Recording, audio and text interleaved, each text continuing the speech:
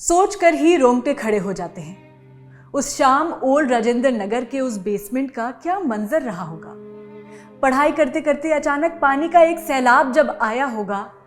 पानी ही तो है, ये सोचकर कुछ ने नजरअंदाज किया होगा तो कोई घबराया होगा, लेकिन चंद मिनटों में सभी को समझ आया होगा कि ये तो मौत गले लगाने आई है। कोई किताबें लेकर भागा होगा तो कोई भाग ना पाया होगा, और इसी अफरा तफरी में उन 3 मासूमों पर मौत का साया मंडराया होगा।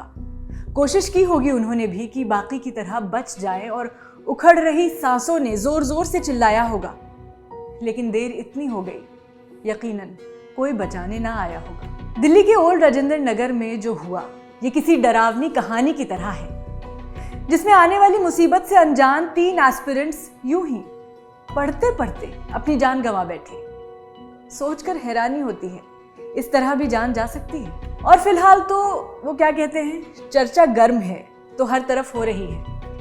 कुछ दिन की बात है, फिर ये चर्चा भी बंद हो जाएगी, क्योंकि तब तक फिर कहीं और की कोई और खबर आ जाएगी।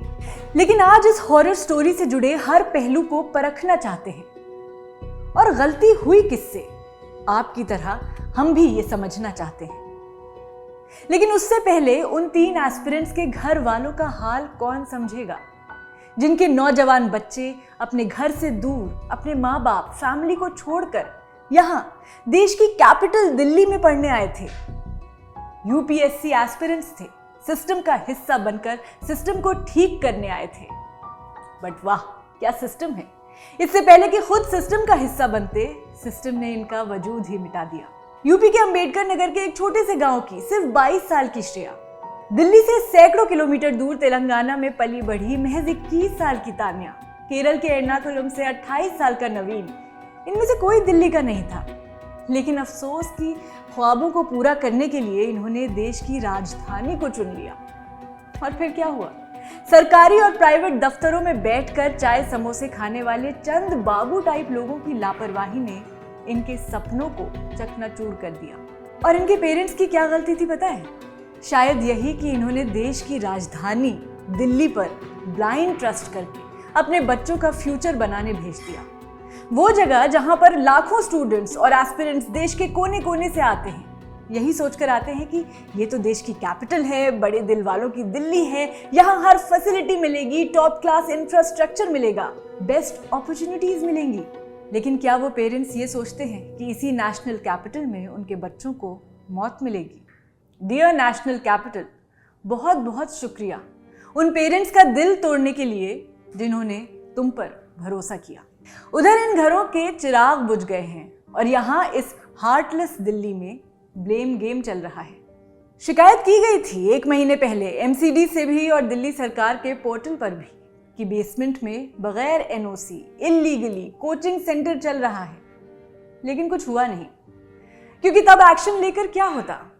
जब तक 2-3 मौत ना हो जाएं, एक्शन क्यों ही लेना।